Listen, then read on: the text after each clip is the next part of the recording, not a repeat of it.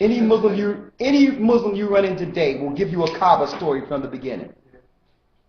Abraham it was a house built there for Abraham. But let's see. They'll tell you that in a moment. But let's see. Don't try to bring Abraham into this.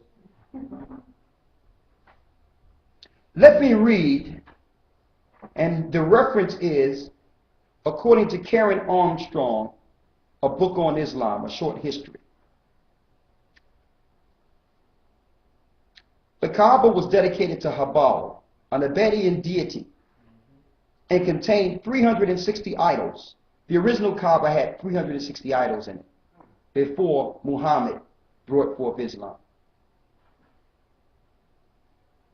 which represented the days of the year, or were effigies of the Arabian pantheon. Once a year, tribes from all around the Arabian Peninsula, be they Christian or pagan, it doesn't matter if they was Christian or pagan, would converge on Mecca to perform the Hajj. So before Islam, Christians and pagans, I'm talking about Christians that converted, that was dealing with the paganism Christianity. You're going to see there's no difference. Now check this out.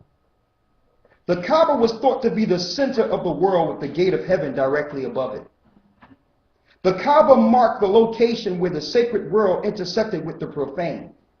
And the embedded black stone was a further symbol of this, as a meteorite that had fallen from sky and linked heaven and earth.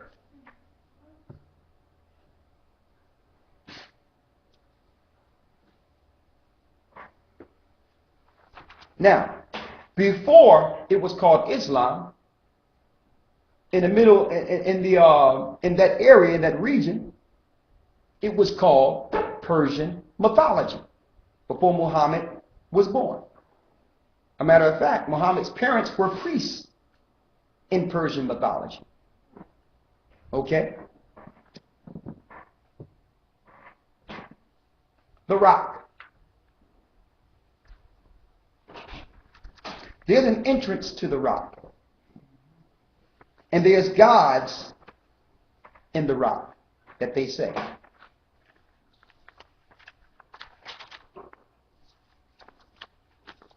There's something else I want to show you all here. One moment. There's too much information to go through, but I want to show y'all the name of the gods in Persian mythology.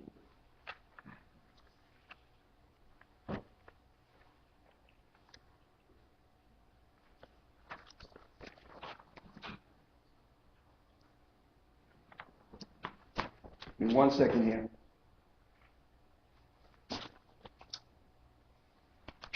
This is something else right here. Lawyer, read here where it says the Kaaba was a shrine, where it says right here, to keep the peace among the perpetually warring tribes. Read that. Right here, starting here, to keep the peace. To keep the peace among the perpetually warring tribes, Mecca was declared a sanctuary where no violence was allowed within 20 miles of the Kaaba. Oh yeah? This combat-free zone allowed Mecca to thrive not only as a place of pilgrimage, but also a trading center. According to the Boston Globe, the Kaaba was a shrine. It was a shrine, read. For the daughters of God. For the who? For the daughters of God. For the daughters of God. So Allah have daughters that they're not telling you about over here in America, folks. Oh, we're going to go into them. So they tell you about Allah and tell you about the great Muhammad who Gabriel came to and gave him the Quran. Why you don't teach us about Allah's daughters? Where do they come in at? Who are they? Read on. The Kaaba was a shrine for the daughters of God, Al-Lat, Al-Uzza, and Manat. Here's the name of Allah's daughters: Al-Lat, Al-Uzza, and Manat, and Habal.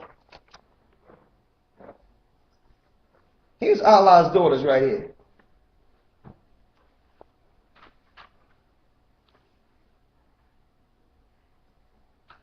Allah's daughters.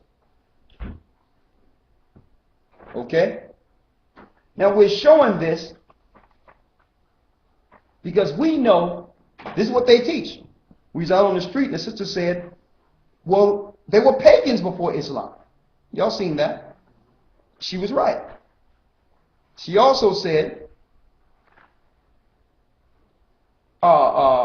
Muhammad brought forth monotheism because they was dealing with so many gods in the Middle East.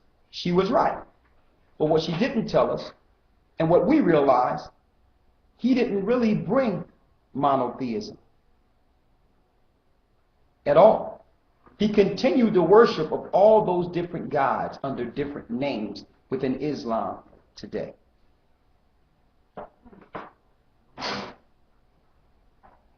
He just switched it up and just made Allah the chief God.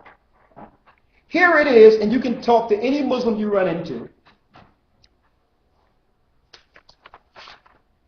The 99 names of God according to the tradition of Islam. Here is every last name of Allah. And there's over 99, there's 99 different names of Allah. Here they go.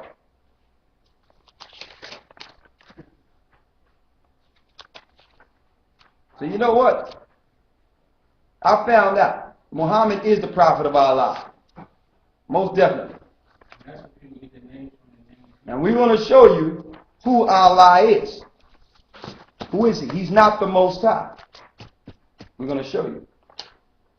Get Exodus 20th chapter for me, please. There's over 99 names. We can't go through them all, but I'm just showing you. Those deities and gods that was worshipped in Persian mythology got switched over to different names under Allah. But it's still polytheism. It's still the worship of all these different gods.